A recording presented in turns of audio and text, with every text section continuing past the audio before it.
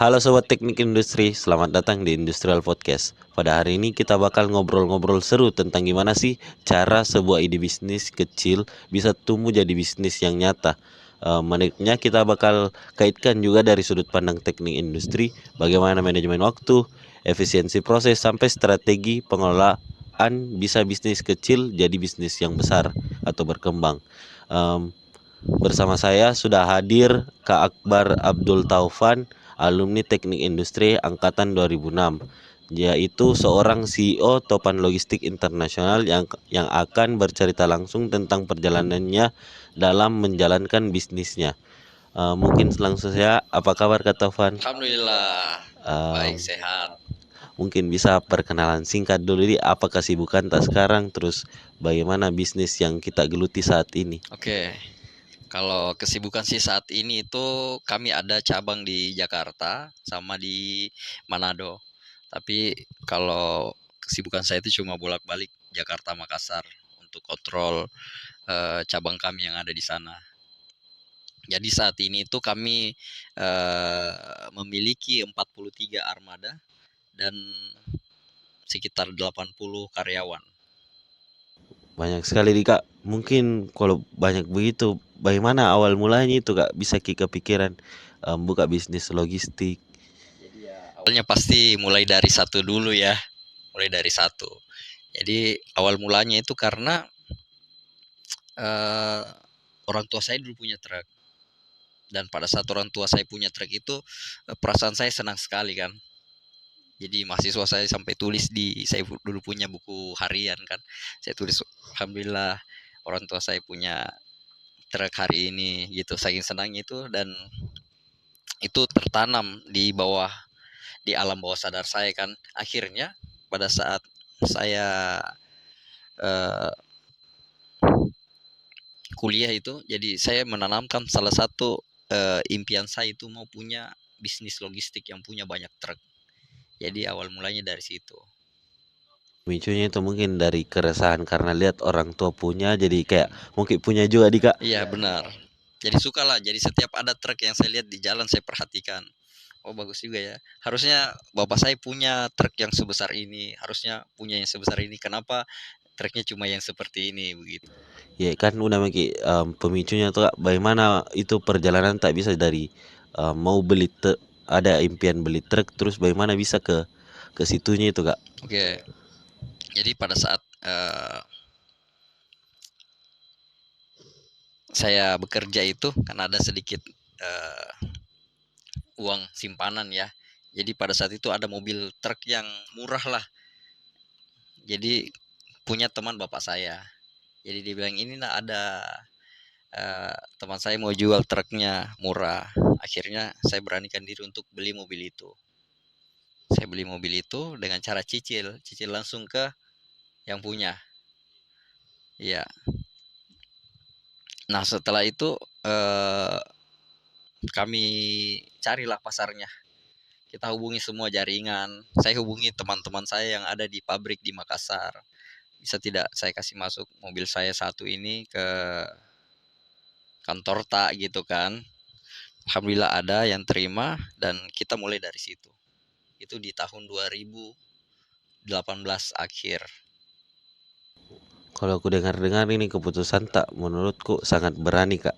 Jadi bagaimana cara Ata itu munculkan keberanian untuk memulai hal tersebut? Ya, eh, awal mulanya pasti dari nekat itu kan.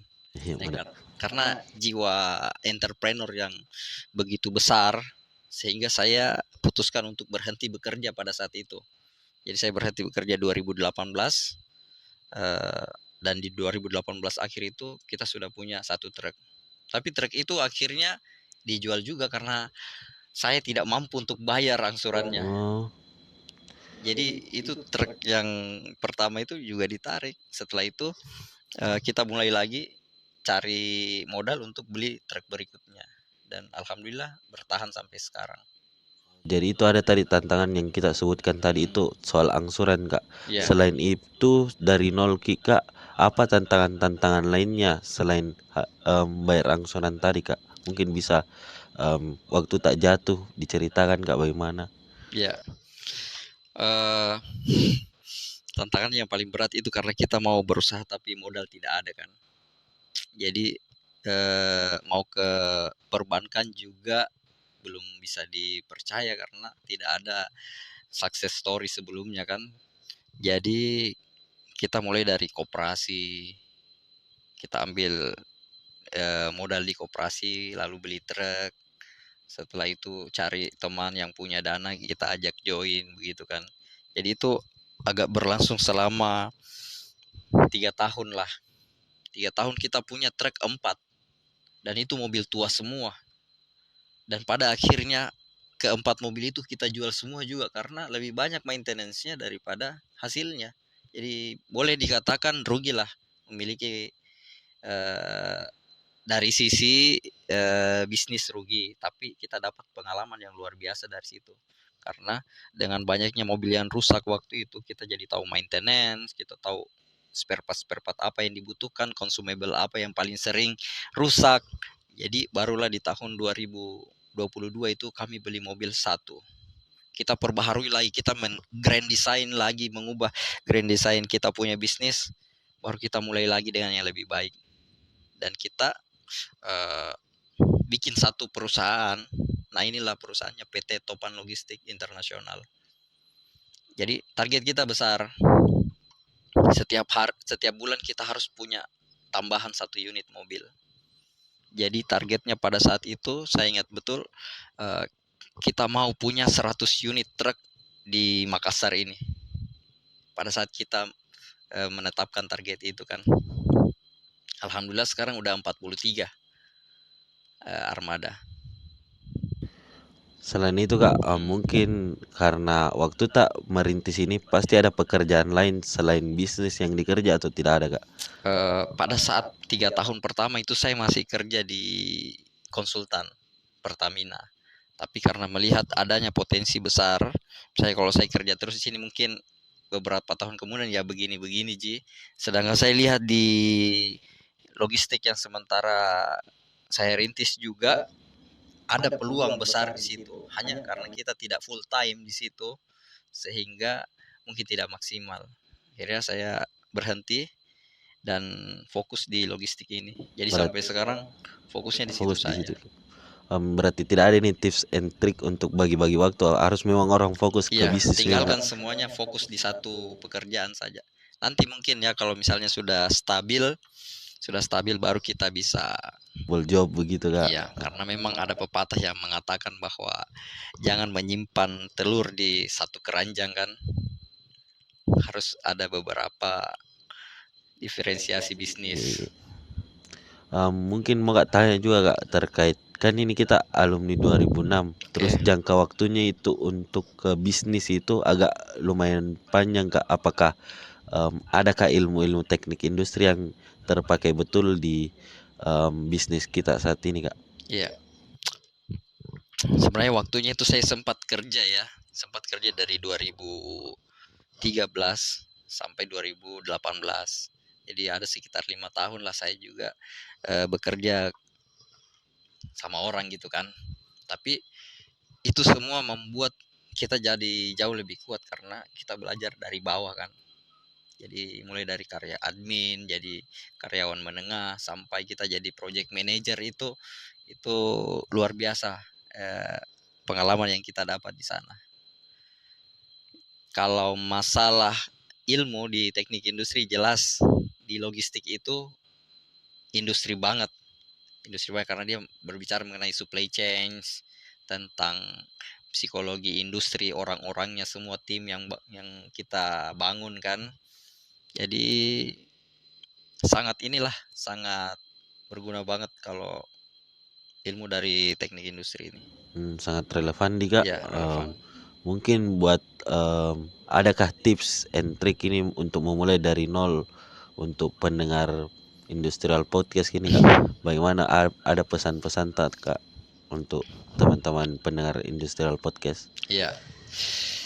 Kalau untuk para maksudnya pemula ya, Iya, pemula eh, yang pertama itu memang cita-cita itu harus tinggi. Impian kita itu harus tinggi. Jadi seperti yang presiden pertama kita bilang, gantungkanlah cita-citamu setinggi langit, biar kalau jatuh pun dia di antara awan-awan. Itu sangat menginspirasi saya. Jadi apalagi mimpi itu kan gratis, Ji. Iya. Gratis sih, jadi bebas kita mau mimpi jadi apa saja masih bisa. Mumpung gratis ya mimpilah yang terbaik yang setinggi-tingginya kan. Jadi dengan adanya mimpi itu kita akan terstimulasi untuk membuat target step by step supaya bisa meraih mimpi itu. Nah, target inilah yang kita jalani sehari-hari. Jadi targetnya nanti harus mulai dari kecil, memang harus mulai dari kecil supaya bisa besar, tapi meskipun kita mulai dari kecil, impian kita itu harus besar supaya nanti bisa berdampak lebih besar. Jadi mungkin pertanyaan terakhir Kak, mungkin saya masih kuliah Kak, terus tertarik Kak dengan bisnis kayak kita atau mungkin F&B, apakah akan menjadi penghalang itu Kak untuk kayak ku bagi waktu dari kuliah dan F&B begitu Kak? Justru mulai dari kuliah sekarang ini kita harus mengisi waktu dengan yang positif semua dan yang relevan dengan tujuan kita. Misalnya mau jadi entrepreneur, ya ikutlah seminar-seminar pengusaha, ada kegiatan-kegiatan pelatihan kewirausahaan, harus ada lomba, ikuti semua saja itu. Dan itu yang saya lakukan dulu. Jadi waktu sejak semester akhir itu semua sepertinya hampir semua seminar saya itu pemburu seminar. Jadi saya ikuti semua seminar-seminar kewirausahaan yang ada di Kota Makassar ini. Saya juga ke Jawa, saya ikut juga seminar-seminar usaha yang ada di sana. Sehingga begitu sarjana, kita siap untuk bertempur. Berarti bukan datang sekedar cari nasi kotak di seminar dia. Bukan. Kita itu S1 loh. S1 itu pemikirannya harusnya sudah lebih maju lah. Maaf daripada kita ini kan karena ada kesempatan kuliah S1 di Unhas ini, jadi harus dimanfaatkan baik-baik. Jaringan banyak di sini kan. Mungkin itu saja yang bisa disampaikan dari narasumber. Terima kasih banyak Kak Akbar Taufan. Mungkin sudah berbagi cerita inspiratif. Semoga hasil dari Industrial Podcast kali ini ditonton dengan teman-teman dan memberikan motivasi ke teman-teman untuk memulai bisnis juga kayak Kak Taufan ini. Siap. Mungkin sekian dari saya. Akhir kata, hidup teknik, hidup teknik, hidup teknik. Salam Unity, jayalah teknik industri. Assalamualaikum warahmatullahi wabarakatuh. Waalaikumsalam warahmatullahi wabarakatuh.